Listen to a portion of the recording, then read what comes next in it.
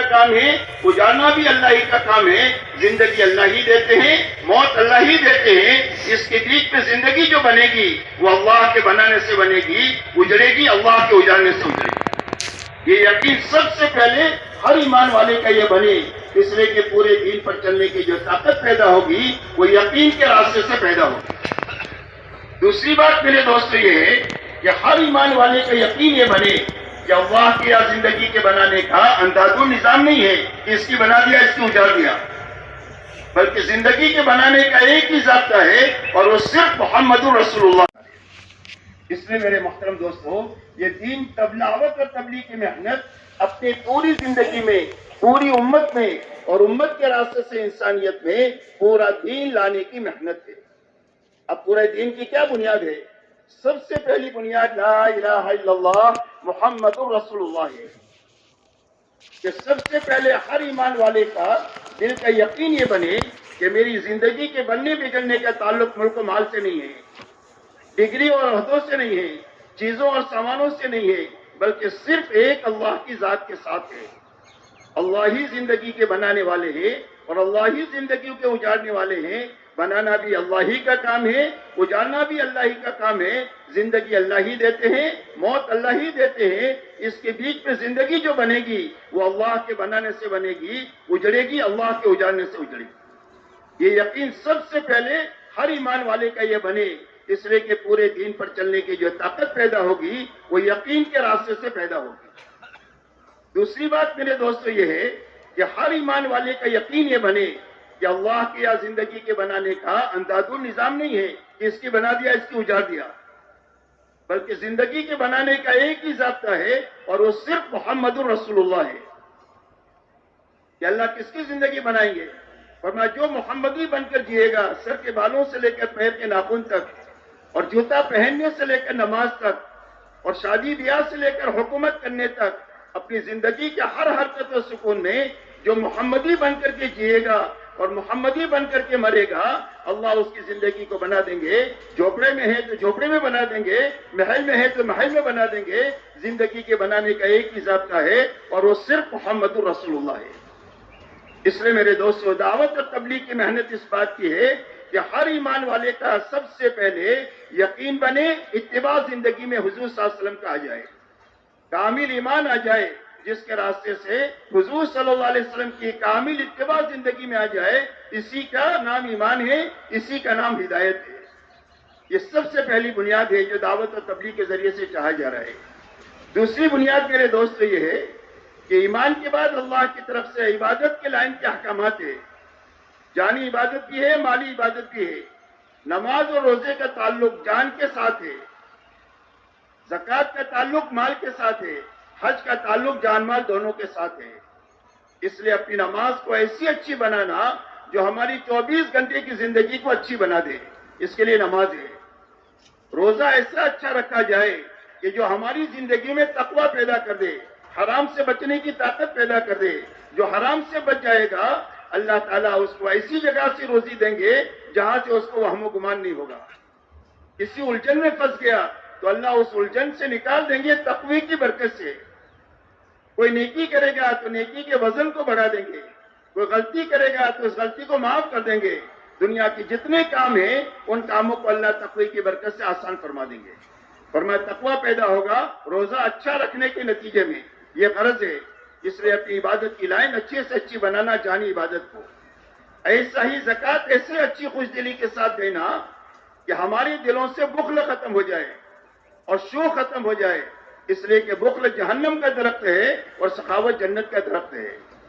حج ایسا سیکھ کر اچھی طرح کیا جائے کہ جس کے راستے سے پوری زندگی کامل اطاعت پر آ جائے۔ اطاعت سکھانے کے لیے حج ہے۔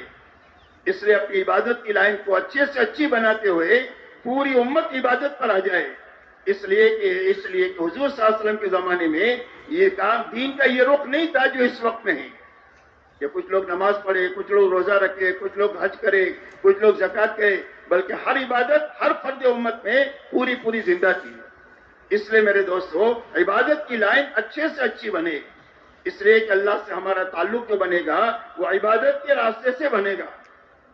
ہم اللہ کے بندے ہیں، اللہ ہمارے رب ہے، ہماری عبادت اچھی ہو جائے گی تو اللہ تعالیٰ کی طرف سے ہماری مدد ہو جائے گی.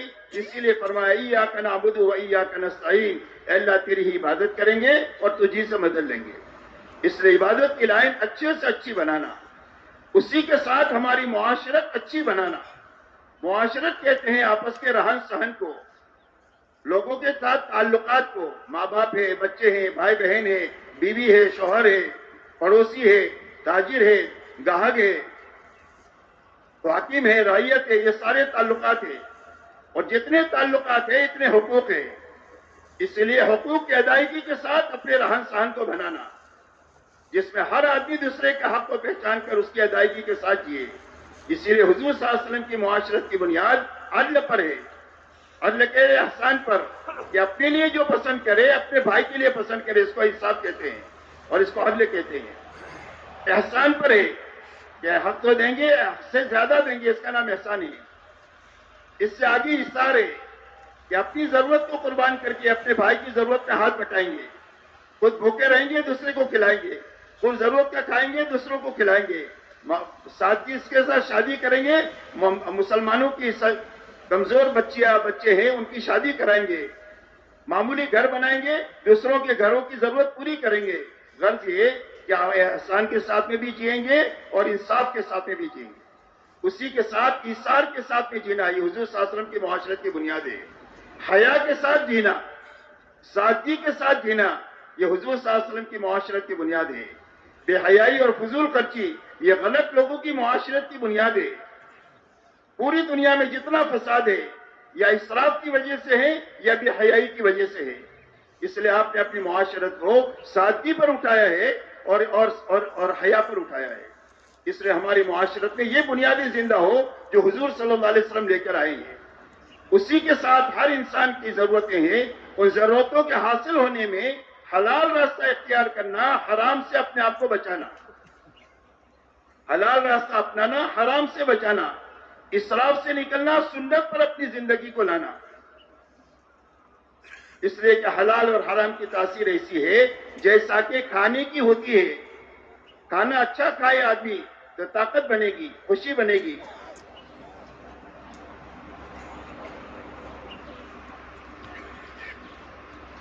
آدمی سڑا ہوا کھانا کھائے تو آدمی کے لیے فوڈ پوائزن ہو جائے گا، جلاب ہو جائے گا، قے ہو جائے گی، تھوڑی پھنسی نکل جائے گی، اس لیے کہ اگر سڑا ہوا کھانا پیٹ میں چلا گیا. ایسی حلال اور حرام کی تاثیر ہے. ایک اللہ والے فرماتے ہیں کہ میری دعوت کا ایک نیک آدمی نے اس کا کھانا کھانے کے بعد کئی دنوں تہجد پڑھنے کا مجھے مزہ آیا. جب حلال زندگی میں آئے گا تو عبادت سوجے گی اور عبادت کی طرف رغبت ہوگی، عبادت کی طرف طبیعت چلے گی، عبادت میں جان پیدا ہو جائے گی. اور جب حرام زندگی میں آ جائے گا تو اس کی وجہ سے عبادت کی رونق ختم ہو جائے گی. اور یہ فرماتے ہیں کہ غلط آدمی کے یہاں میری دعوت ہوئی، اس کا کھانا کھانے کے بعد کئی دنوں میرے اندر برائی کا جذبہ پیدا ہوا. اس لیے اپنے کھانے کمانے کی لائن کو صاف ستھری بنانا، سنت طریقے پر لانا، حلال سے کمانا، اسراف سے بچانا اور حرام سے اس کو بچانا، یہ ہمارے لیے تائید ہے اور تعلیمات ہے حضور صلی اللہ علیہ وسلم کی. اس لیے اپنے معاملات کو اچھے سے اچھے بنانا. ہر آدمی اپنے کاروباری لائن کو علماء پر پیش کرے تاکہ علماء سے یہ معلوم کرے کہ اس میں کوئی غلط چیز ہو تو ختم کریں، کوئی مشتبہ چیز ہو تو اس کو ختم کریں، کوئی حرام ہے تو اس کو ختم کریں. اس لیے کہ حرام کے ساتھ کبھی بھی اللہ کی طرف سے مدد نہیں ہو سکتی ہے، نہ فرد کے ساتھ، نہ جماعت کے ساتھ اور نہ کسی قوم کے ساتھ میں. صرف حلال کے ساتھ اللہ کی طرف سے برکت ہے اور اللہ کی تائید اور مدد ہے. اس لیے اپنے کھانے کمانے کی لائنوں کو اچھے سے اچھی بنانا، اسی کے ساتھ میں اپنے اخلاقی زندگی کو اچھے سے اچھی بنانا. حضور پاک صلی اللہ علیہ وسلم نے اخلاق کا خلاصہ چند باتوں میں بتایا ہے.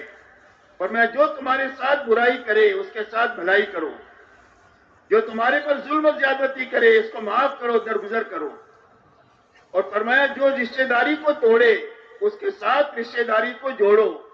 اس لیے کہ رشتہ داری قیامت کے دن اللہ سے کہے گی کہ اللہ جس نے مجھے جوڑا اس کو اپنی رحمت سے جوڑ دے، اور جس نے مجھے دنیا میں توڑا اس کو اپنی رحمت سے توڑ دے، اس کو کاٹ دے. اس لیے ہر حال میں رشتہ داریوں کو نبھانا، اور رشتہ داریوں کو نبھانے کے لیے کتنا ہی اپنے آنکھ پر برداشت کرنا پڑے تو برداشت کر کے رشتہ داری کو خراب نہیں کرنا چاہیے. ہر حال میں رشتہ داریوں کو نبھانا چاہیے. اسی کے ساتھ فرمایا جو تمہیں کبھی چائے پانی کا نہ پوچھے اس کو کھلاؤ پلاؤ، جو کبھی چائے پانی کا نہ پوچھے اس کو کھلاؤ پلاؤ. فرمایا یہ اولین اور آخرین کے اخلاق ہے. اسی لیے صحابہ دنیا میں جو پھرے ہیں وہ ایمان کے ساتھ، اعمال کے ساتھ اور اخلاق کے ساتھ دنیا میں پھرے ہیں. یہ تین بنیادیں ان کی پھرنے کی، ایمان، اعمال اور اخلاق کے ساتھ میں. اسی کے ساتھ اپنی زندگی کا مقصد اللہ کو بنانا اور آخرت کو بنانا کہ دنیا میں ہم کیسے جئیں گے. فرمایا ایسے جئیں گے کہ اللہ راضی ہو جائے اور ہماری آخرت بن جائے. ہر قدم پر یہ سوچیں گے کہ اس قدم سے میری آخرت بنے گی یا اجڑے گی.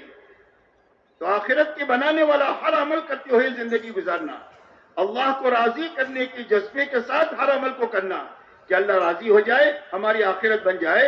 ہماری دنیا میں آنے کی غرض ملک و مال نہیں ہے، بلکہ ہماری غرض دنیا میں آنے کی ہے کہ اللہ راضی ہو جائے، ہماری آخرت بن جائے. اس لیے میرے دوستو، ایک تو سب سے پہلی غرض جو ہر انسان کے مقصد کے درجے کی ہے،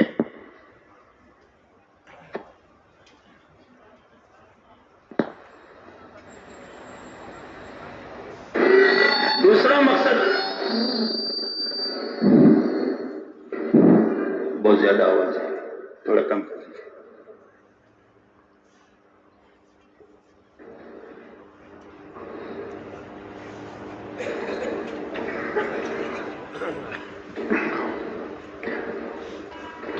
دوسری چیز میرے دوستو مقصد کی یہ ہے کہ ہر ایمان والا اپنی ذاتی زندگی کو دینداری والی بناتے ہوئے اپنے گھرانے میں دینداری لانے کی فکر، محنت، دعا کے ساتھ رہے. اپنے محلے میں دینداری آئے، ہمارے پڑوس کے محلوں میں، بستیوں میں اطراف کی دین آئے، ہمارے شہر میں، ملک میں آئے اور عالم کے چپے چپے میں دین زندہ ہو جائے. اس کی فکر، محنت اور دعا کے ساتھ جینا یہ ہر ایمان والے کی دوسری ضرورت ہے، دوسرا مقصد ہے اور زندگی کی ذمہ داری ہے. ذمہ داری اس کو کہتے ہیں کہ پوری ہو جائے تو اللہ کی بڑی بڑی مددیں ہو جائے، اس کو ذمہ داری کہتے ہیں. اور اگر ذمہ داری پوری نہ ہو تو اللہ کی طرف سے پوچھ بھی ہو جائے، ایسے مسائل اور ایسے حالات پیدا ہو جائے کہ جینا بھی مشکل ہو جائے اور دین پر رہنا بھی مشکل ہو جائے، یہاں تک کہ ایمان کے لالے پڑ جائے. ذمہ داری پوری نہیں ہوتی ہے تو ایسے حالات دنیا میں پیدا ہوتے ہیں، اور ذمہ داری پوری ہو جاتی ہے تو اللہ کی مدد سے دنیا بھی سنور جاتی ہے، آخرت بھی سنور جاتی ہے. اسی لیے حضور پاک علیہ الصلوۃ والسلام نے پوری امت کو دین پر اور دین کی محنت پر اٹھایا ہے. اللہ تعالیٰ بھی قرآن پاک میں ہر ایمان والوں کو یہ دونوں ذمہ داری سمجھاتے ہیں. فَاسْتَقِمْ كَمَا أُمِرْتَ وَمَنْ تَابَ مَعَكَ. فرما حضور صلی اللہ علیہ وسلم کو یہ حکم ہے کہ آپ اپنے آپ کو پابند بنائیں ان تمام احکامات کا جو اللہ کی طرف سے آپ کو دیے گئے ہیں، اور جو آپ کے ساتھ ایمان لانے والے ہیں ان کے بھی ذمے سب سے پہلا کام یہ ہے کہ اپنی ذاتی زندگی کو دینداری والی بنائیں، استقامت والی بنائیں اور پابندی والی بنائیں. یہ پہلی ذمہ داری ہے آپ کی بھی اور پوری امت کی اور قیامت تک کے آنے والے انسانوں کی. دوسری ذمہ داری اللہ تعالیٰ قرآن پاک میں فرماتے ہیں یا ایھا الذین آمنوا کونوا انصار اللہ.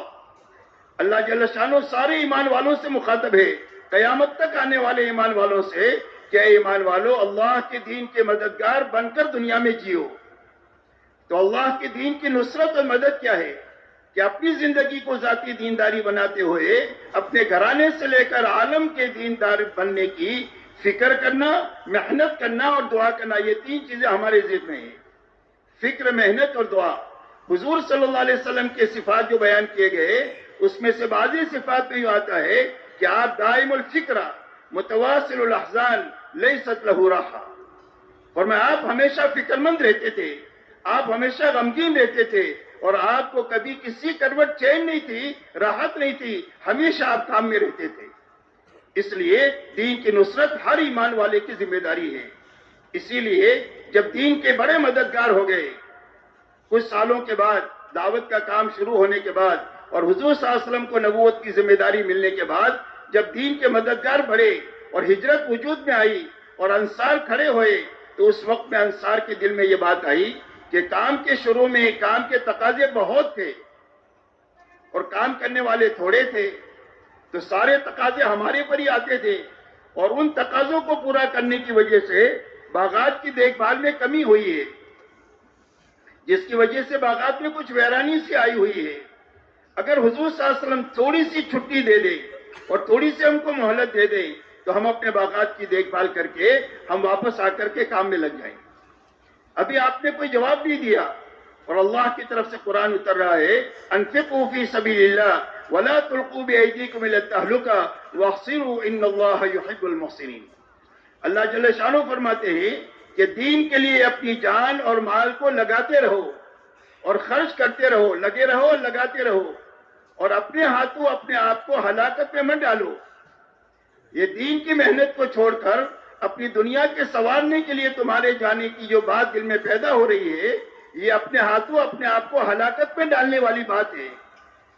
اس لیے کہ جس راستے پر تم جانا چاہ رہے ہو وہ راستہ غیر یقینی ہے زندگیوں کے بنانے کا، اور بہت لمبا راستہ ہے کہ صدیاں بیت جائیں گی اور نسلیں ختم ہو جائے گی اور تمہارے مسائل حل نہیں ہوں گے. اور یہ راستہ جس راستے پر تم ہو یہ بہت ہی شارٹ کٹ راستہ ہے اور زندگیوں کے بنانے کا یقینی راستہ ہے. تھوڑے سے عرصے میں تمہارے سارے مسائل یقینی طور پر حل ہو جائیں گے اور مختصر عرصے میں ہو جائیں گے. اس لیے اپنے ہاتھوں ہلاکت میں مت ڈالو اور نیکی کے راستے پر چلتے رہو. اللہ نیکوکاروں کو پسند فرماتے ہیں. اس لیے میرے محترم دوستو، یہ دو بنیادیں ہیں جو مقصد کے درجے ہی کی ہر ایمان والے کی. ایک تو دعوت ہے اور ایک عبادت ہے، ایک استقامت ہے، ایک نصرت ہے، ایک دین ہے، ایک دین کی محنت ہے. اگر یہ دو بنیادیں امت میں زندہ رہے گی تو اللہ تعالیٰ کی مدد امت کے ساتھ رہے گی، اور اگر یہ دو بنیادوں میں کمی ہو جائے گی تو اللہ کی مدد روٹ جانے کی وجہ سے امت کے بعد جتنے ہی دنیاوی لائن کے وسائل ہو لیکن وسائل سے ان کے مسائل حل نہیں ہوں گے، جیسے اس وقت میں نہیں ہو رہے ہیں. اس لیے کہ وسائل اسی وقت میں حل ہوں گے جب امت مقصد پر آئے گی. اس لیے میرے دوستو، حضور پاک صلی اللہ علیہ وسلم نے پوری امت کو ان دو بنیادوں پر اٹھایا ہے، اور ان دونوں بنیادوں پر اٹھانے کے لیے اس دنیا میں اللہ نے جس چیز کو سبب بنایا ہے وہ محنت کو سبب بنایا ہے. اس لیے کہ دنیا محنت کی جگہ ہے. یہ دنیا محنت کی جگہ ہے. ہر کام کے پیچھے محنت ہے. معمولی دنیا کی چیز کو حاصل کرنے کے لیے آدمی کو محنت کرنا پڑے گی. اس لیے کہ دنیا کو محنت کی جگہ اللہ نے بنایا ہے. پوری دنیا میں جو نقشہ قائم ہوا ہے دنیا کی ترقی کا، چمک دمک کا، یہ رونق کا، یہ ایسا ہی اندھادھند نہیں بنا ہے، بلکہ میرے دوستو انسانوں کی اس کے پیچھے محنت لگی ہے، انسانوں کی جان مال لگی ہے، انسانوں کی صلاحیتیں اس کے پر لگی ہے، اپنی آخرت دنیا کو برباد کر کے اس کے پیچھے لگے ہیں، جس کے نتیجے میں دنیا کی یہ رونق اور چمک دمک بنی ہے.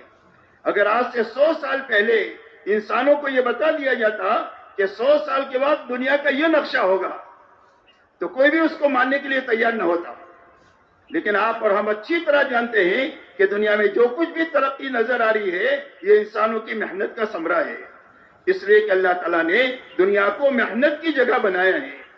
حضور پاک علیہ الصلوۃ والسلام نے پوری امت کو بنانے کے لیے اور امت جن مسائل سے دوچار تھی ان مسائل سے نکالنے کے لیے آپ نے ان کی محنت کا رخ صحیح کیا ہے. یاد سمجھا ہے، یہ اچھی طرح سمجھنا ہے.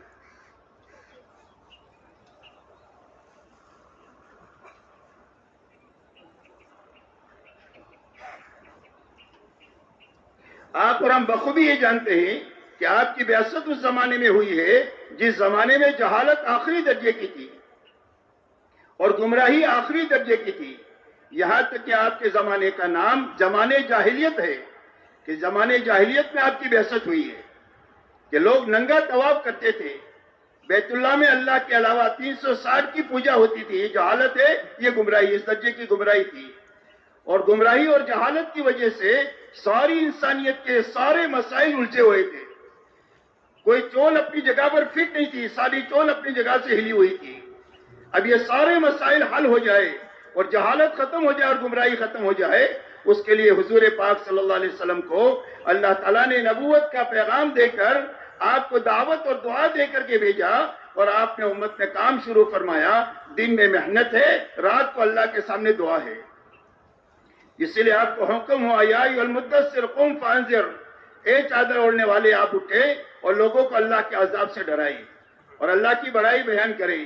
اور رات کو کیا کرے؟ قم اللیل الا قلیلا، رات کو لمبا وقت اللہ کے سامنے آپ کھڑے رہیں. یہی دو کام آپ کو دیے گئے.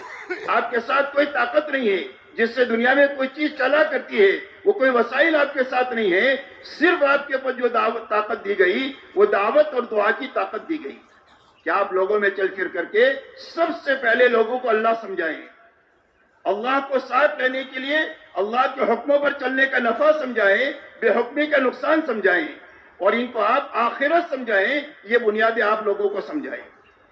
اور رات کو ہمارے سامنے آپ آہوزاری کریں، ہماری رحمت کو بندوں کی طرف متوجہ کریں، اور دن میں مردوں کو اللہ کی طرف متوجہ کریں، آپ کا یہی کام ہے۔ رہا آگے کے کام، وہ سارے مسائل ہم اپنی قدرت سے حل کریں گے، اس لیے کہ اللہ کی قدرت بھی بڑی، اللہ کی حکمت بھی بڑی۔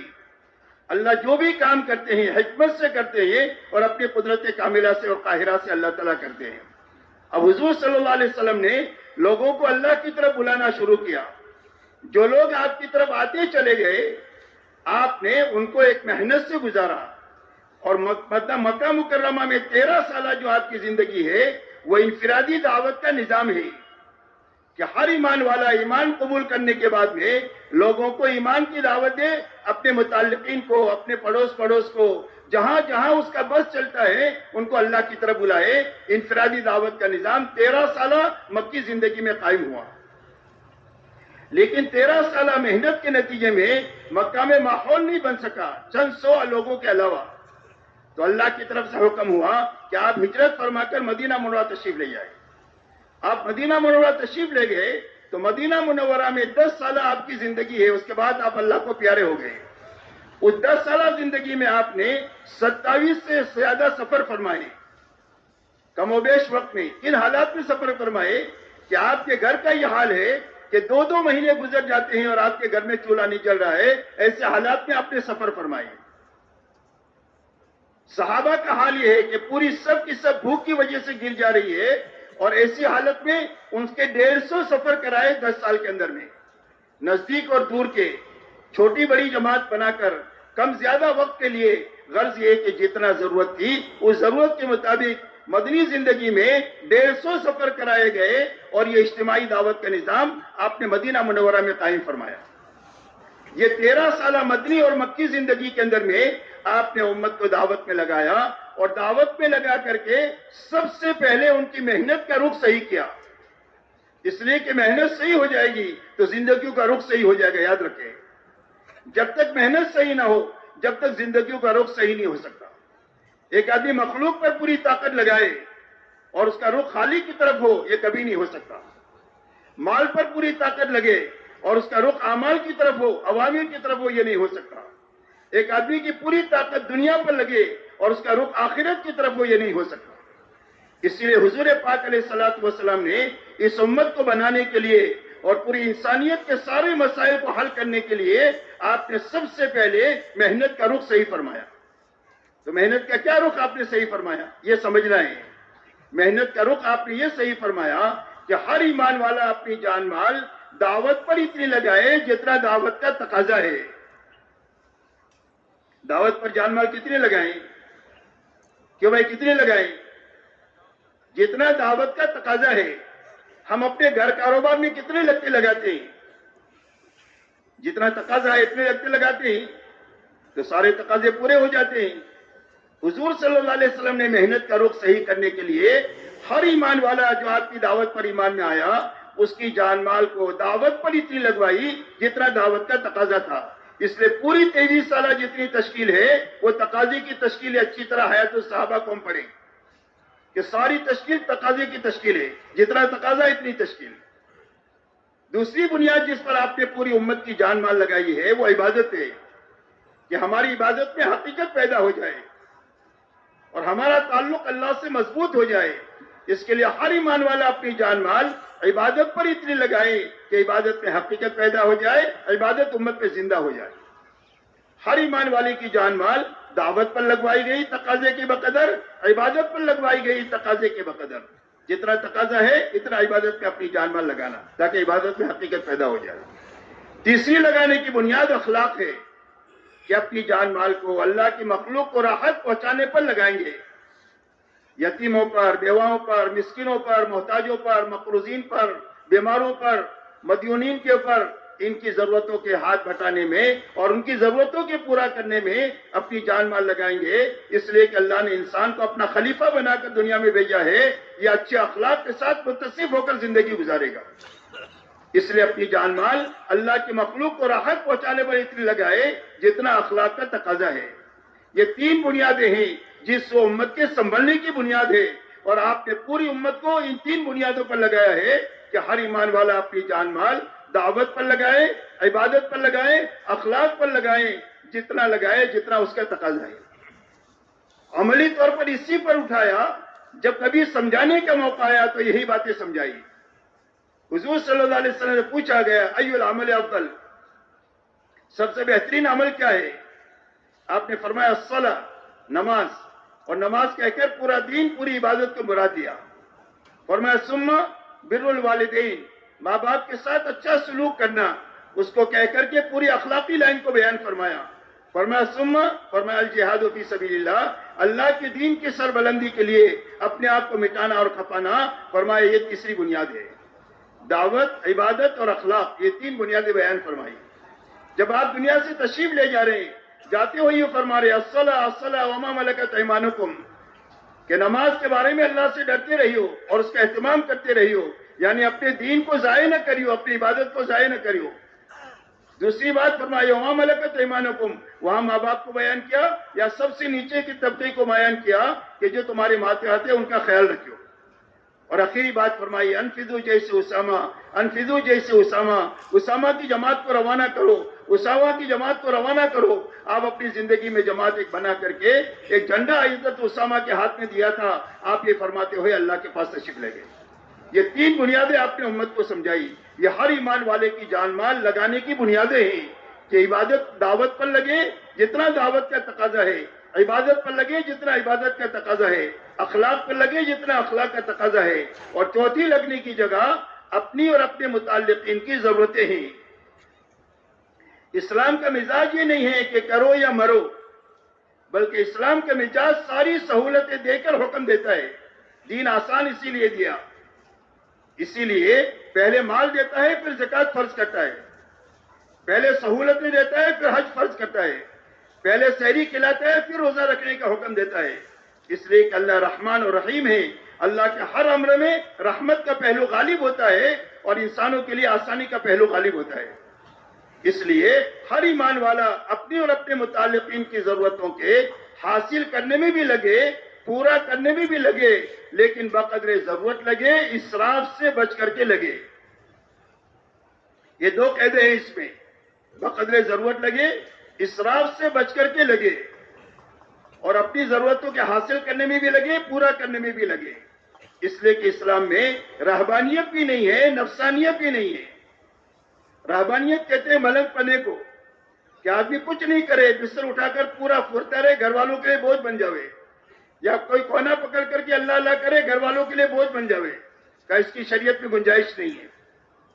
ایسا ہی نفسانیت کی شریعت میں گنجائش نہیں ہے۔ نفسانیت کہتے ہیں مادہ پرستی کو، کہ آدمی کی زندگی کا مقصد پیسہ بن جائے، حلال سے آئے حرام سے آئے پیسہ آنا چاہیے۔ یہ نفسانیت ہے، غلط لوگوں کا شیوا ہے۔ یہ رہبانیت ہے، غلط لوگوں کا شیوا ہے۔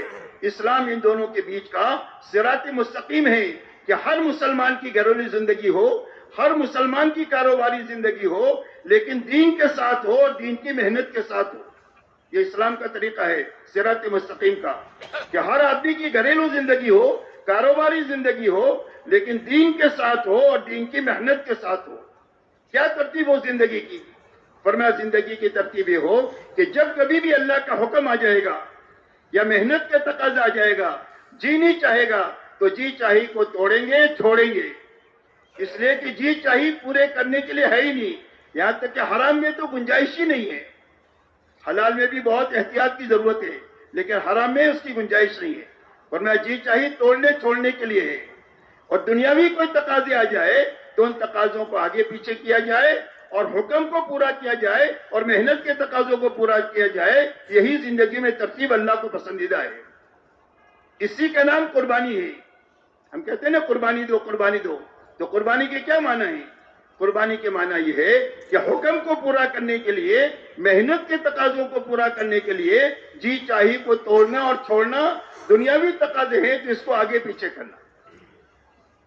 آپ 12 بجے کھانے کے عادی ہیں لیکن کام کے اتنے تقاضے ہیں کہ آپ 2 بجے کھا سکیں، تو اللہ فرمائیں گے میرے بندے نے 2 گھنٹہ کھانا لیٹ کیا، میرے لیے قربانی دیا۔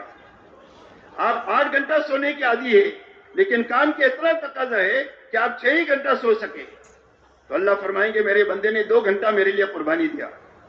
آپ پیدل چلنے کے عادی نہیں ہیں لیکن آپ پیدل چلے اور تقاضے پورا کیا، 2 پہاڑوں پر چڑھ کر کے لوگوں سے آپ ملے، تو اللہ فرمائیں گے میرے بندہ نے میرے لیے اپنے پیر چلا دیے اور اپنے آپ کو تھکا دیا۔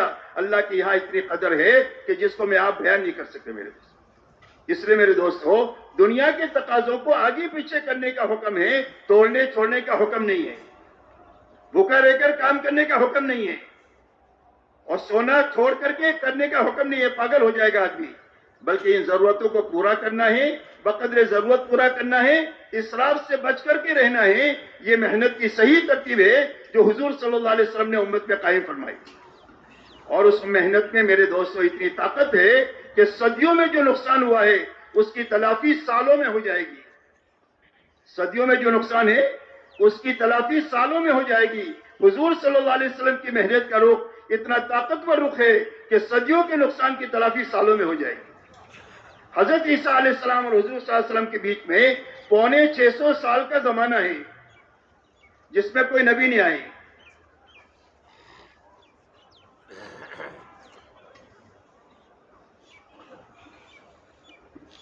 انسانوں میں جہالت آخری درجے کی اور گمراہی آخری درجے کی، اور یہ ساری جہالت اور گمراہی صرف 23 سال میں ختم ہوئی ہے۔ کتنے سال میں ختم ہوئی؟ صرف 23 سال میں۔ یہ نبوت کی طاقت ہے، نبوت کی محنت کی طاقت ہے۔ نبوت کا سلسلہ اللہ نے ختم فرما دیا، وہی کہنا آپ کے پر بند ہو گیا، لیکن نبوت کی محنت کی جو طاقت ہے وہ قیامت تک کے لیے ہے۔ جس زمانے میں بھی نبوت کے نہج پر نبوت کا کام پورا ہو جائے گا اور صحیح ہو جائے گا، اللہ اس کے وہی نتائج مرتب فرمائیں گے جو آپ کے زمانے میں مرتب فرمائے۔ اچھی طرح سمجھیں، نبوت کا کام اتنا طاقتور ہے، قیامت تک کے لیے اس کی طاقت ہے۔ نبوت کا سلسلہ ختم ہو، کوئی نبی نہیں آئے گا، وہی کا آنا بند ہو گیا، لیکن نبوت کی محنت کی طاقت قیامت تک کے لیے۔ لیکن محنت کی طاقت اس وقت میں ظاہر ہوگی جب محنت صحیح ہو، نعمت پوری ہو۔ دنیا میں کوئی کام ادھورا کرنے سے اس کا پورا نفع نہیں ملتا، نہ کرنے سے اس کا نفع نہیں ملتا، غلط کرنے سے اس کا نفع نہیں ملتا۔ نفع اسی وقت ملے گا جب کام کو صحیح کیا جائے، پورا کیا جائے۔ آپ نے گٹلی زمین میں 5 میٹر نیچے ڈال دیا کہ وہ اگے گی؟ 5 میٹر نیچے ڈالنے سے اگتی ہے گٹلی؟ آپ زمین پر ڈال کر آ گئے تو اگے گی؟ نہیں اگے گی۔ اللہ کی قدرت ہے، لیکن اللہ اپنی قدرت اندازون استعمال نہیں کرتے۔ اللہ کی قدرت کے استعمال کی سنتیں ہیں، اس سنتوں کے ماتحت اللہ تعالیٰ اپنی قدرت اور حکمت سے کرتے ہیں، احتیاط کی وجہ سے نہیں کرتے۔ اس لیے میرے دوستو، جب گٹلی آپ صحیح رکھیں گے زمین میں تو اللہ اگائیں گے۔ نطفہ آپ نے صحیح جگہ پر رکھا تو اللہ انسان بنا دیں گے، انسان نہیں بلکہ خاندان بنا دیں گے۔ اگر ایک آدمی نطفہ غلط جگہ رکھتا رہے گا تو قیامت تک آدمی نہیں بنے گا۔ اس لیے میرے دوستو، صحیح کام کرنا، پورا کام کرنا محنت کا وہ رخ ہے جو اپنی طاقت اسی ظاہر کرے گا جو حضور صلی اللہ علیہ وسلم کے زمانے میں طاقت ظاہر ہوئی۔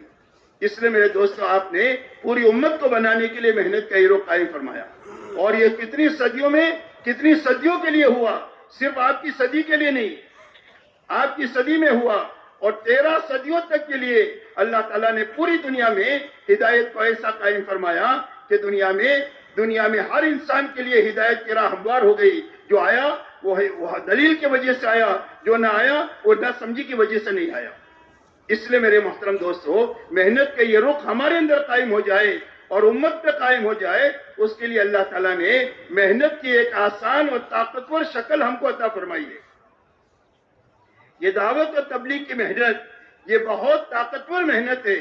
شرط یہ ہے کہ صحیح ہو جائے اور پوری ہو جائے تو طاقتور ہے۔ یہ نبوت کا کام ہے، صحیح ہو جائے، پورا ہو جائے تو نبوت کا کام ہے۔ مولانا الیاس صاحب رحمۃ اللہ علیہ نے جس کے ذریعے سے اللہ نے اس کام کو شروع فرمایا، وہ یوں فرماتے تھے کہ میں اس کام کو کار نبوت یقین کرتا ہوں۔ یہ بڑے آدمی کی کہی ہوئی بڑی بات ہے. مولانا الیاس صاحب اپنے زمانے کے بڑے لوگوں میں یہ بھی ایک بڑے آدمی تھے. وہ یوں فرماتے ہیں کہ میں اس کام کو کار نبوت یقین کرتا ہوں, حضور صلی اللہ علیہ وسلم والا کام سمجھ کر میں کر رہا ہوں. تو جب ان سے پوچھا گیا کہ آپ کیا چاہتے ہیں, آپ فرمایا میں اس محنت سے یہ چاہتا ہوں کہ محنت کرتے کرتے محنت کرنے والے وہاں تک پہنچے جہاں حضور صلی اللہ علیہ وسلم امت کو چھوڑ کر گئے تھے. یہ منزل ہے تبلیغ کی. کیا منزل ہے؟ چلا 4 مہینہ یہ منزل نہیں ہے, یہ ابتدائی چیز ہے. جیسے علی باتا پڑھتے ہیں حافظ عالم بننے کے لیے, ABCD پڑھتے ہیں ڈاکٹر انجینئر بننے کے لیے, ایسا ہی محنت کی ایک شکل ہے, ابتدائی شکل. اگر یہ صحیح ہو جائے, پوری ہو جائے, تو اللہ اس کے ذریعے سے ایسا مجمع دنیا میں بنائیں گے کہ جو مجمع میں وہ بنیادیں ہوں گی جو بنیادیں صحابہ میں تھی. تو صحابہ کو اللہ حضور صلی اللہ علیہ وسلم نے کن بنیادوں پر چھوڑا یہ سمجھنا ہے. آپ نے پوری امت کو جن بنیادوں پر چھوڑا ہے وہ 2 بنیادیں ہیں. ایک پورا دین اپنے حقیقت کے ساتھ کا. کیا تھا؟ ایک پورا دین تھا اور حقیقت کے ساتھ تھا. اس لیے کہ دین ہے اور ادھورا ہے تو دنیا میں نقد مصیبت آئے گی جیسے ابھی آ رہی ہے, اور دین پورا ہوگا تو اللہ کی مدد رحمت برکتیں آئے گی. یہ پکی بات ہے, قرآنی باتیں ہیں, حضور صلی اللہ علیہ وسلم کے فرمانات کا خلاصہ یہی ہے. اس لیے دین پورا تھا, حقیقت کے ساتھ تھا. ایک بنیاد یہ تھی 100% ایمان والوں میں, جو قرآن میں ہے وہی زندگی میں ہے. کانو کتاب اللہ یمشون, زمین پر چلتے پھرتے اللہ کی کتاب تھے, جو قرآن میں ہے وہی زندگیوں میں ہے. یہ ایک بنیاد تھی. دوسری بنیاد میرے دوستو یہ تھی کہ 100% ایمان والوں نے اپنی جان اور مال کو اللہ کے اور اللہ کے دین کی محنت کے مقابلے میں بے قیمت بنایا تھا. کہ ہماری جان کی اور ہمارے مال کی کوئی بھی قیمت نہیں ہے اللہ کے اور اللہ کے دین کے مقابلے میں. ایک جان کا تقاضا ہے تو ایک لگا سکتے ہیں, اور 1000 جانیں لگانی پڑے تو 1000 جانیں لگا سکتے ہیں. 100 روپیہ لگانا پڑے تو 100 روپیہ لگا سکتے ہیں, اور جھاڑو مار کر لگانا پڑے تو جھاڑو مار کر لگا سکتے ہیں.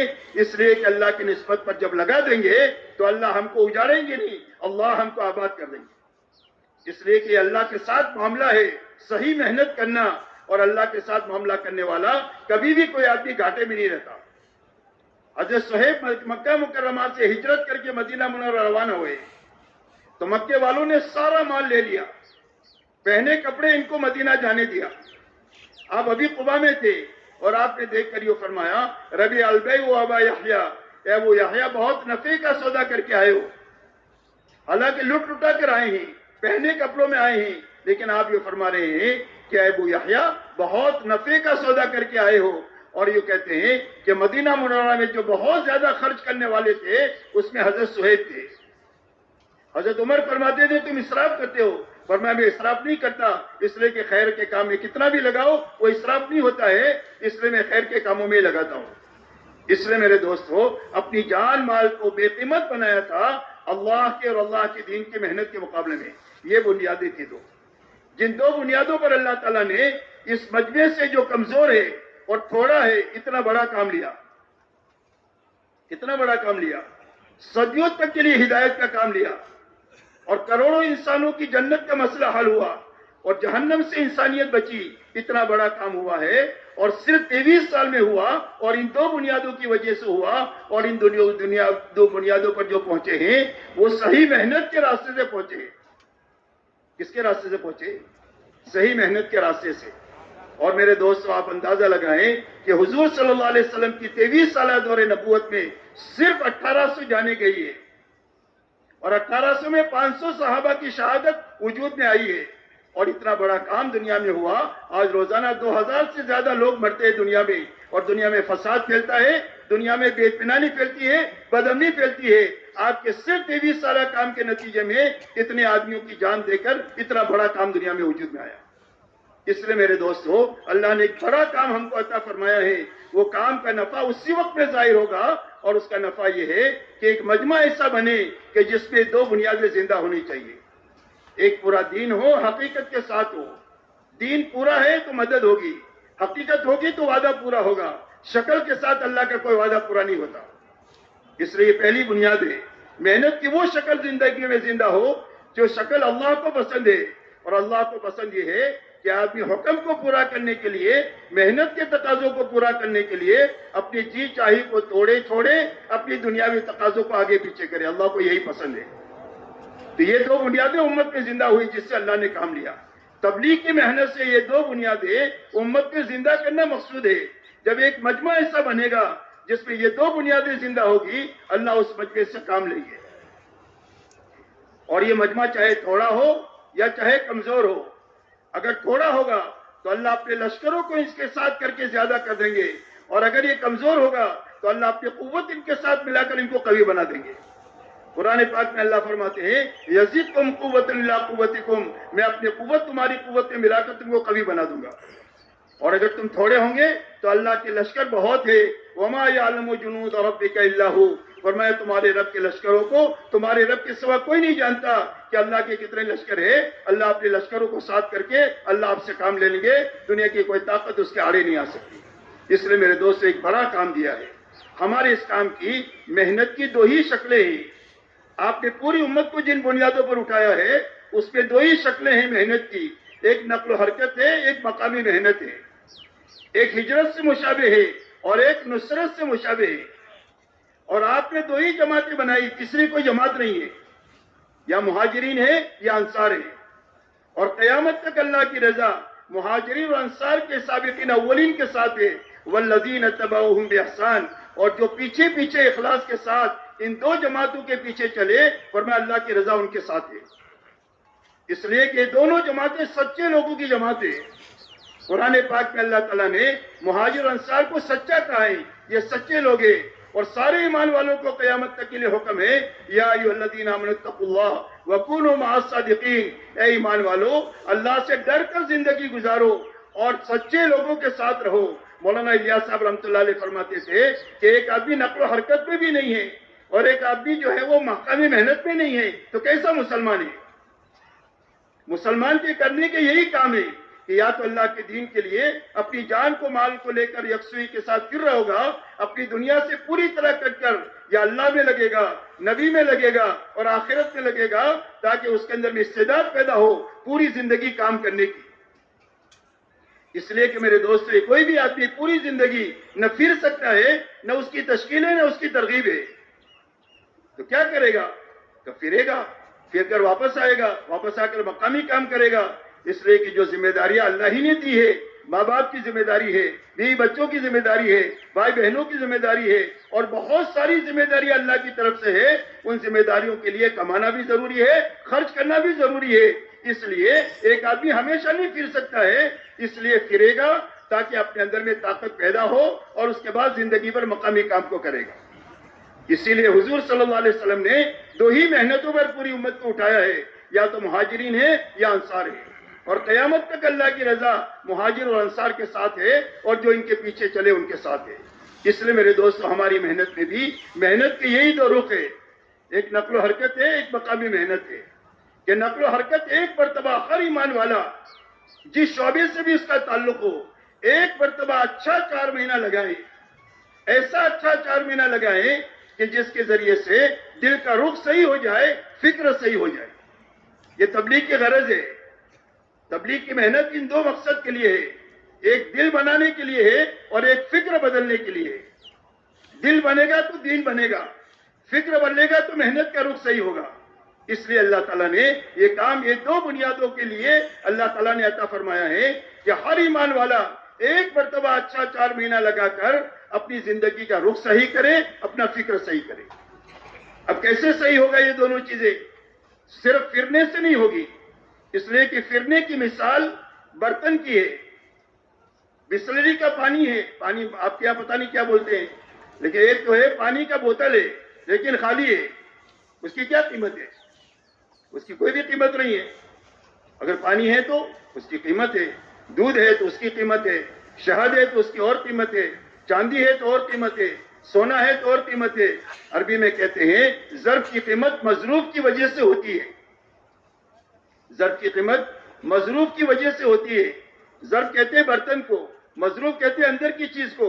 جتنی قیمتی چیز ہوگی اتنا اس کی طاقت بنے گی. اس لیے پھرنے کی مثال برتن کی ہے اور اس کے اندر کی طاقت، اس کی روح اور اس کی اہمیت اور اس کی فضیلت دعوت اور دعا میں ہیں. اس میں ہیں دعوت اور دعا کا عنصر غالب ہونا چاہیے. دعوت میں کیا چیز ہے؟ فرمایا دعوت میں اللہ کی طرف دعوت ہے, اللہ کے حکموں کی طرف دعوت ہے, اللہ آخرت کی طرف دعوت ہے. اس لیے دعوت اور دعا, اللہ کے سامنے گھنٹوں دعا میں اور آہوزاری میں لگنا. لیکن دعوت اور دعا جہالت کے ساتھ نہیں, علم کے ساتھ. اس لیے کہ جہالت کے ساتھ پھریں گے تو دنیا میں جہالت پھیلے گی, علم کے ساتھ پھریں گے تو دنیا میں علم پھیلے گا. اس لیے دعوت کے علم کے ساتھ دعوت اور دعا. تو دعوت کا علم کیا ہے؟ دعوت کا علم بشارت اور انذار کا علم ہے, وعدے اور وعید کا علم ہے, ترغیب اور ترہیب کا علم ہے, اور فضائل کا علم ہے. اس لیے کہ حق دلوں میں جو جاتا ہے وہ اسی راستے سے جاتا ہے. سارے نبیوں کو اللہ نے بشیر اور نذیر بنا کر کے بھیجا ہے. مبشرین ہیں, منذرین ہیں, کہ بشارت سنائیں گے کہ سچ بولو گے تو نجات ملے گی, جھوٹ بولو گے تو ہلاک ہو جاؤ گے. یہ بشارت ہے, یہ انذار ہے. صدقہ کرو گے تو مال بڑھے گا, اور سود میں ہاتھ ڈالو گے تو مٹ جاؤ گے. یہ مٹنے کا راستہ ہے, یہ بڑھنے کا راستہ ہے. یہ بشارت ہے, یہ انذار ہے. اس لیے دعوت کے علم کے لیے گھنٹوں فضائل کی تعلیم ہے کہ جس کے ذریعے سے ہمارے اندر میں دعوت کا علم آئے اور اپنی دعوت علم کے ساتھ دیں. کہ کلمے کی دعوت ہے, کلمے کے فضائل ہے. نماز کی دعوت ہے, نماز کی فضائل ہے. علم اور ذکر کی دعوت ہے, اس کے فضائل ہے. اخلاق کی دعوت ہے, اس کے فضائل ہے. اور اخلاص کی دعوت ہے, اس کے فضائل ہے. اللہ کے دین کی محنت ہے, اس کے فضائل, اس کے وعدے اور وعید ہے. اس لیے فضائل کی تعلیم کے ساتھ اور علم کے ساتھ دعوت اور دعا, اور دعوت اور دعا ذکر کے ساتھ. کہ ہم خود ہی اللہ سے غافل ہے تو سویا ہوا آدمی سوئے کو کیا جگائے گا؟ سویا ہوا آدمی سوئے کو جگا سکتا ہے؟ جاگا ہوا آدمی سوئے کو جگا سکتا ہے. اس لیے اللہ سے ہمارا روز تعلق بڑھے, نوافل کی کثرت سے, فرائض کے اہتمام سے, سنتوں کے اہتمام سے, نماز کے بنانے کی محنت سے, قرآن پاک کی تلاوت سے, ذکر اذکار کے اہتمام سے, اذکار مسنونہ کے اہتمام سے, گھنٹوں اللہ کے سامنے دعا اور آہوزاری کرنے کے راستے سے اللہ سے روز ہمارا تعلق بڑھے. محبت کا تعلق بڑھنا چاہیے, خشیت کا تعلق بڑھنا چاہیے, اور یقین کا تعلق بڑھنا چاہیے اللہ سے. محبت بڑھے گی تو اطاعت بڑھے گی, ڈر بڑھے گا تو حرام سے بچنے کی طاقت پیدا ہوگی, یقین زندگی میں آئے گا تو پوری زندگی میں استقامت آئے گی. اس لیے اللہ سے روز ہمارا تعلق بنے, اس کے لیے فرائض کا اہتمام بھی ہے, نوافل کا اہتمام بھی ہے, اذکار کا اور تلاوت کا اہتمام بھی ہے, اور سنتوں کا اہتمام ہے, جس کے ذریعے سے اللہ سے ہمارا روز تعلق بڑھنا چاہیے. تعلق بڑھے گا تو ہم لوگوں کو اللہ کے ساتھ جوڑ سکیں گے. اسی کے ساتھ دعوت اور دعا اخلاق کے ساتھ, بد اخلاقی کے ساتھ نہیں. بد اخلاقی کے ہمارے کام میں کوئی گنجائش نہیں ہے. لوگوں کے ساتھ بھلائی کرنا, خیر خواہی کرنا, ہر ایک کے لیے اچھا چاہنا, ہر ایک کو راحت پہنچانا. اس لیے کہ حضور صلی اللہ علیہ وسلم نے اپنے زمانے کی جہالت کو جو کاٹا ہے وہ اخلاق کے راستے سے کاٹا ہے. کیسے کاٹا ہے؟ اخلاق کے راستے سے کاٹا ہے. آپ نے اپنے اخلاق پیش کیا جس کی وجہ سے جان لینے والے آپ کے لیے جان دینے والے بنے ہیں, اور جو آپ کے لیے تکلیف پہنچانے کا سامان تھے وہ آپ کی راحت کا سامان بنے ہیں. اس لیے دعوت اور دعا اخلاق کے ساتھ, اور دعوت اور دعا منمانی کے ساتھ نہیں, قربانی کے ساتھ. دعوت اور دعا منمانی کے ساتھ نہیں. منمانی سے آدمی بنتا ہی نہیں ہے. بڑے بڑے دینی کام کر کے بھی نہیں بنے گا. پوری زندگی علم کی خدمت کیا منمانی کے ساتھ, سخاوت کیا منمانی کے ساتھ, تبلیغ کا کام کیا, یہاں تک کہ جان دے دیا, لیکن منمانی کے ساتھ تو بنے گا نہیں, انجام خراب ہو جائے گا. آدمی جو بنتا ہے وہ قربانی سے بنتا ہے. تو قربانی کس کو کہتے ہیں؟ قربانی کہتے ہیں اللہ کے حکم کو پورا کرنے کے لیے, محنت کے تقاضوں کو پورا کرنے کے لیے جی چاہی کو توڑنا اور چھوڑنا. اس لیے کہ انسان کے اندر میں سب سے پہلے نفس امارہ ہے جس کی فطرت میں برائی کا حکم کرنا ہے.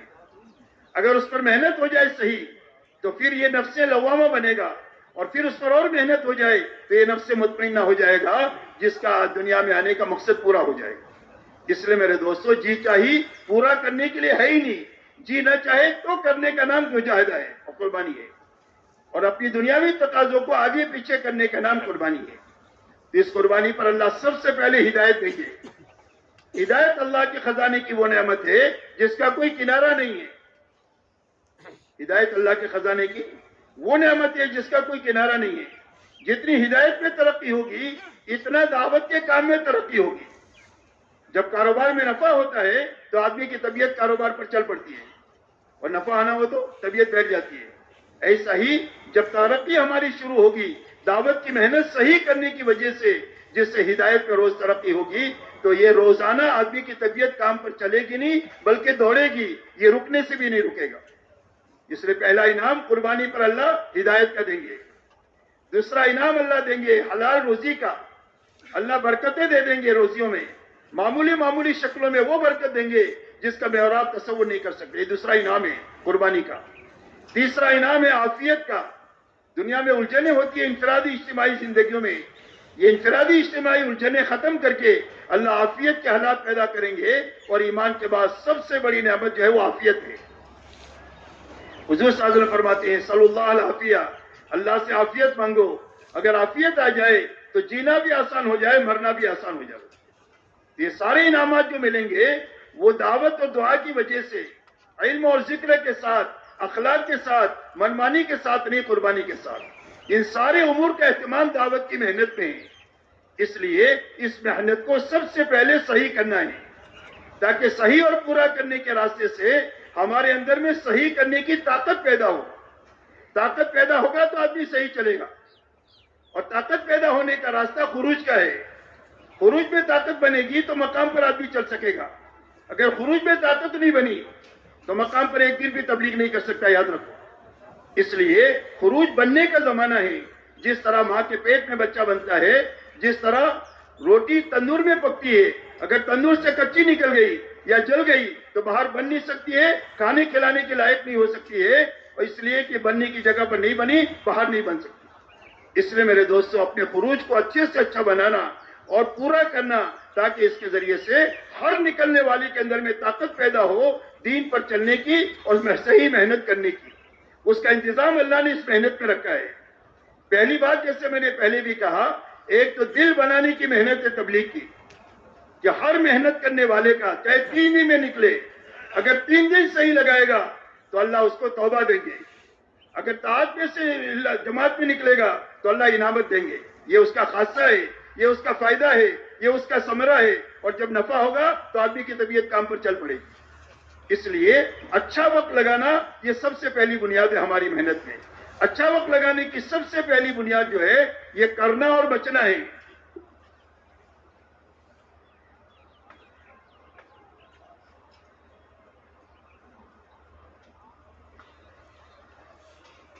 آدمی کے علاج کی 2 چیزیں ہیں, دوائی کھانا, پرہیز کرنا. دوائی نہیں کھائی تو علاج نہیں ہوگا, دوائی کھائی پرہیز نہیں کرے گا تو دوا کام نہیں کرے گی. ایسا ہی ہماری اس نقل و حرکت میں جو اللہ نے آسان بنائی ہے اور بہت طاقتور بنائی ہے, اس میں شو بھی نہیں ہے, شور بھی نہیں ہے, لیکن صحیح ہو جائے تو آدمی کو بنا دیں گے. مولانا الیاس صاحب فرماتے تھے کہ یہ تو جرے ثقیل کا کام کرتا ہے. جرے ثقیل کس کو کہتے ہیں؟ اس کرین کو کہتے ہیں جو لاکھوں ٹن جہاز سامان کو لے کر سمندر میں ڈوب گیا ہے, اس کی نکالنے کی جو طاقت ہے وہ طاقت اللہ نے دعوت کے کام میں رکھی ہے. کہ گناہوں کے سمندر میں ڈوبا ہوا آدمی 3 دن صحیح لگا دے گا تو اللہ اس کو توبہ دیں گے, اور توبہ دینے کے نتیجے میں اللہ تعالیٰ اس کے اوپر اسلام کی پوری عمارت اس پر کھڑی ہو جائے گی. توبہ کی قرآن پاک میں اللہ نے ایک آیت میں پورے اسلام کو بیان کیا ہے اور اس کو شروع توبہ سے کیا ہے. التائبون العابدون الحامدون میں الى آخر اللہ وبشر المؤمنین, اس میں توبہ سے شروع کیا ہے. تو پہلا ثمرہ تبلیغ کا یہ ہے کہ صحیح وقت لگانے کی برکت سے اللہ تعالیٰ اس کو توبہ دیں گے. اگر طاعت سے طاعت میں محنت میں آیا ہے تو اللہ اس کو انعامت دیں گے, یہ اس کا خاصہ ہے. اس لیے اس محنت کی سب سے پہلی بنیاد کرنا اور بچنا ہے. کرنے کے کام 4 ہے, دعوت ہے, تعلیم ہے, ذکر عبادت ہے, خدمت اور اخلاق ہے. اس کی انفرادی شکل بھی ہے, اس کی اجتماعی شکل بھی ہے, اور دونوں کا اپنا نفع ہے. اللہ والے یہ فرماتے ہیں کہ اجتماعی عمل سے آدمی کی تربیت ہوگی اور انفرادی عمل سے استقامت ملے گی, اور جو تربیت اور استقامت کے ساتھ اس محنت میں چلے گا اللہ اس سے قبولیت کے ساتھ کام لیں گے. ورنہ جہاں تک دین کا کام لینے کا تعلق ہے اللہ فاسق اور فاجر سے بھی لے لیتے ہیں لیکن اس کو ملے گا کچھ نہیں. اور اللہ قبولیت کے ساتھ کس سے لیں گے؟ جو بنے گا اور جمے گا. تربیت اور استقامت، یہ دو چیزیں پیدا کرنے کے لیے ان اعمال نبوت میں، اعمال ہدایت میں، اعمال تربیت میں لگنا ہے، انفرادی طور پر بھی، اجتماعی طور پر بھی۔ کتابوں میں واقعہ آتا ہے کہ میدان احد میں قزمان نامی آدمی نے بڑا کام کیا، 10 آدمیوں کو اس نے قتل کیا، میرے میدان میں واہ واہ ہو گئی۔ حضور صلی اللہ علیہ وسلم کو اطلاع ہوئی تو آپ نے فرمایا وہ تو جہنمی ہے۔ تھوڑی دیر کے بعد اس کو زخم لگا اور اس سے برداشت نہیں ہوا تو اپنا خنجر پیٹ میں گھونپ کر حرام موت مر کر جہنم میں چلا گیا۔ اس لیے میرے دوستوں، کام کا ہونا اصل نہیں ہے، کام کا قبولیت کے ساتھ لینا اصل ہے۔ تو قبولیت کے ساتھ لینے کی شرط ان اعمال میں لگنا ہے، انفرادی طور پر بھی لگنا ہے، اجتماعی طور پر بھی لگنا ہے، اور روزانہ ہر آدمی کو اپنا محاسبہ کرنا چاہیے کہ میں نے آج کیا کیا، کیا چھوڑا۔ جو کام کیا پورا کیا تو اس پر اللہ کا شکر ادا کرے، اللہ ہمت دے تو 2 رکعت صلاۃ الشکر پڑھے، اور اگر کوئی کمی رہ گئی ہے تو تلافی کر کے سوئے، اور تلافی نہیں ہو سکتی ہے تو سچا پکا توبہ استغفار کر کے سوئے۔ اس لیے کہ جس کام کے کرنے پر خوشی نہ ہو، جس کے چھوٹنے کا غم نہ ہو، وہ کام نہیں ہوتا، وہ کھیل ہوتا ہے، اور کھیل پر اللہ کا کوئی وعدہ نہیں ہے۔ اور کام جو بنے گا وہ شکر اور استغفار کے راستے سے بنے گا۔ حضور صلی اللہ علیہ وسلم سے اللہ نے بڑا کام لیا، یہاں تک کہ دین قائم ہو گیا 23 سال میں، تو آپ کو اللہ نے 2 کاموں کا حکم دیا، شکر اور استغفار کا۔ اذا جاء نصر اللہ الفتح میں یہی فرمایا فسبح بحمد ربک واستغفرہ انہ کان توابا، کہ ہمارے نبی جی آپ کیا کریں، آپ ہماری اس نعمت پر شکر ادا کریں اور آپ ہمارے سامنے استغفار کریں۔ اس لیے میرے دوستو، کرنے اور بچنے کے ساتھ وقت لگانا، کرنے کے یہ کام ہے انفرادی اجتماعی، وہ ہم آپ کو روانگی میں بتایا جائے گا، اس کی پابندی کے ساتھ وقت لگانا، اسی کے ساتھ میں بچنے کی چیزوں میں سوال سے بچنا ہے، اشراف سے بچنا ہے، دنیا کی چمک دمک کو نہیں دیکھنا، دنیا کی چمک سے متاثر نہیں ہونا۔ پوری دنیا کی حیثیت اللہ کے سامنے مچھر کے پر کے برابر نہیں ہے۔ اللہ مچھر کا پر کے برابر ہوتا تو اللہ کسی بے ایمان کو ایک گھونٹ پانی نہیں پلاتے۔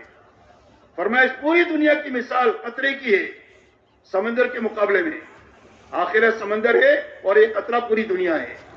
اللہ تعالیٰ قرآن پاک میں فرماتے ہیں ان لوگوں کی مثال جنہوں نے اللہ کے علاوہ کو اپنا دوست بنایا، اپنا حاجت روا بنایا، اپنا مشکل کوشا سمجھا، اللہ فرماتے ہیں ان کی حیثیت ہمارے سامنے مکڑی اور مکڑی کے جالے سے زیادہ نہیں ہے۔ مکڑی اور مکڑی کے جالے کی کیا حیثیت ہے؟ گھر کا مالک ایک جھاڑو پھرا دے گا تو سب ختم ہو جائے گا۔ یہ پوری دنیا کا جتنا نقشہ ہے، اگر اللہ تعالیٰ پانی کا ایک ریلا چھوڑ دے تو چند منٹ پہ ساری دنیا ڈوب جاوے، ان کی ساری دنیا کی ترقیات ختم ہو جاوے۔ اگر اللہ ہوا کا ایک جھونکا چھوڑ دے تو پوری دنیا اپنی ترقیات کے ساتھ بھی اس کا مقابلہ نہیں کر سکتی۔ اللہ آگ کا ایک لاوا نکال دے تو پوری دنیا مل کر اس کو بجھا نہیں سکتی، اور اللہ زمین کو ہلا دے چند سیکنڈ کے لیے تو چند سیکنڈ میں پوری دنیا قبرستان بن جاوے۔ اس لیے میرے دوستو، دنیا کی چمک دمک سے متاثر ہوئے بغیر ہم کو اللہ کے حکم سے متاثر ہونا ہے، حضور صلی اللہ علیہ وسلم والی پاکیزہ زندگی سے متاثر ہونا ہے۔ اس لیے اسراف سے بچنے کا دوسرا ہمارا کام ہے کہ ہم دنیا کی چمک دمک کو نہ دیکھیں گے، نہ للچائی ہوئی نگاہوں سے، اور نہ آنکھیں پھیلا کر اس کو دیکھیں گے، بلکہ حکم کو دیکھیں گے، طریقوں کو دیکھیں گے۔ اسی کے ساتھ ہماری زندگیاں اسراف سے نکلے۔ جو اسراف ہمارے سامنے، میرے دوستو، ہمارا المیہ امت کا یہ نہیں ہے کہ امت کے پاس جان مال نہیں ہے، جان بہت ہے، مال بہت ہے، لیکن اسراف زندگی میں داخل ہو گیا، اس نے ساری جانی مالی طاقت کو کھا لیا، نہ دعوت کے لیے بچی، نہ عبادت کے لیے بچی، اور نہ اخلاق کے لیے بچی، یہاں تک کہ بوڑھے ماں باپ کو سنبھالنے کے لیے نہیں بچی، بیوہ بہن کو سنبھالنے کے لیے نہیں بچی۔ اسراف نے ساری جانی مالی طاقت کو کھا دیا۔ تو تبلیغ کی محنت اپنی زندگیوں میں سے اسراف کو نکالنے کی محنت ہے۔ اسی کے ساتھ میں اپنی زندگیوں میں جو غلط عادتیں بنی ہیں یا غیر ضروری عادتیں ہماری بنی ہیں، جو ہماری جانی مالی طاقت کو دیمک کی طرح کھا رہی ہے، ان ساری عادتوں سے نکلنے کے لیے تبلیغ نکلنا ہے۔ یہ نکلنا بچنے اور کرنے کے ساتھ اپنا وقت لگائیں گے تو سب سے پہلے دل کا رخ صحیح ہوگا، اور دل کا رخ صحیح ہونے کے معنی یہ ہے کہ دل کا رخ اللہ کی طرف ہو جائے، کہ خوشی غمی میں سب کو ناراض کر سکتے ہیں، سب کو چھوڑ سکتے ہیں، اللہ کو ناراض نہیں کر سکتے ہیں، اللہ کو نہیں چھوڑ سکتے، یہ طاقت پیدا ہو جائے۔ اقتدار کے مال کے بڑے بڑے نقشوں کو توڑ چھوڑ سکتے ہیں، لیکن اللہ کے حکم کو نہیں توڑ سکتے۔ اللہ بڑے، اللہ کا حکم بڑا۔ دنیا کی راحتوں کو قربان کر سکتے ہیں، دنیا کے نقصانات کو برداشت کر سکتے ہیں، آخرت کا نقصان برداشت نہیں کر سکتے، آخرت کے نفع کو چھوڑ نہیں سکتے۔ یہ معنی ہے دل کے بننے کے، کہ تبلیغ کی محنت سے سب سے پہلے اس میں نکلنے والے کا دل بننا چاہیے، اور دل کا بننا یہ ہے کہ اس کا دل کا رخ اللہ کی طرف ہو جائے، اللہ کے حکموں کی طرف ہو جائے، آخرت کی طرف ہو جائے۔ جب یہ دل بنے گا تو آہستہ آہستہ زندگی میں دین پورا بھی آ جائے گا، حقیقت کے ساتھ بھی آ جائے گا۔ یہ پہلی غرض ہے تبلیغ کی۔ دوسری غرض میرے دوستو یہ ہے کہ اس محنت سے ہم محنت کرنے والے کا فکر بدلے، نہ کمانا چھوڑنا ہے اور نہ خرچ کرنا چھوڑنا ہے، بلکہ صرف فکر بدلنے کا کام ہے۔ فکر دنیا کا ہے اور محنت تبلیغ کی ہے، جیسے آج ہو رہا ہے۔ تو اس سے تبلیغ کیسی ہوگی؟ تبلیغ ایسی ہوگی جیسے مری بکری اللہ کے نام۔ تو اس سے ادھورا مجمع تو تیار ہو سکتا ہے، کام کا مجمع تیار نہیں ہو سکتا۔ اور ادھورے لوگوں سے آپ کیا کام لیتے ہیں کہ وہ ادھورے ڈاکٹر سے علاج کراتے ہیں، ادھورے وکیل کے ہاتھ میں مقدمہ دیتے ہیں، ادھورے ڈرائیور کے ہاتھ میں گاڑی دیتے ہیں، ادھورے حافظ صاحب کو تراویح میں امامت کے لیے کھڑا کرتے ہیں۔ ادھورے لوگوں سے کوئی کام نہیں لیا جاتا ہے، کام کے آدمیوں سے کام لیا جاتا ہے۔ اس لیے میرے دوستو، ہمارا فکر بدلنے کا کام یہ تبلیغ کا ہے کہ کمانا نہ چھوڑنا ہے اور نہ خرچ چھوڑنا ہے، صرف فکر بدلنا ہے۔ فکر بدلنے کے معنی یہ ہے کہ ایک آدمی کے جوتا یا ٹوپی بنانے کا کارخانہ ہے۔ یہ شادی میں جاوے یا میت میں جاوے کیا دیکھے گا یہ بتاؤ؟ ٹوپی جوتا دیکھے گا نا؟ کھاتا بھی ہے، پیتا بھی ہے، بچوں کو پالتا بھی ہے، پڑھاتا بھی ہے، سارے کام کرتا ہے، لیکن فکر کیا ہو گیا؟ جوتے ٹوپی کا۔ بس یہی تبلیغ سے مقصود ہے کہ ہر اس محنت پہ آنے والا ایسی محنت سے گزرے، ایسے اعمال سے گزرے جس سے اس کا دل بنے، اس کا فکر بدلے۔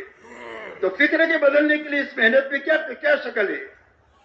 فکر بدلنے کے لیے اس محنت میں اس تبلیغ میں دو محنتیں ہیں۔ ایک ہر گھر ہر فرد سے ملنا ہے، ہر گھر ہر فرد سے ملنا ہے، چاہے خروج ہو چاہے مقام ہو، چاہے نقل و حرکت ہو چاہے مقامی محنت ہو، دونوں کی ایک ہی بنیادیں ہیں۔ صرف فرق اتنا ہے کہ تبلیغ میں نکل کر کے پوری دنیا سے کٹکن لگنا ہے، مقام پر اپنے گھر کاروبار کی دیکھ بھال کے ساتھ اس محنت پہ لگنا ہے، اتنا فرق ہے۔ باقی جو بنیادیں محنت کی ہے مقام پر بھی وہی ہے اور نکلنے کے زمانے میں بھی وہی ہے۔ تو ہماری اس محنت پہ دو بنیادیں ہیں جس سے فکر بدلے گا۔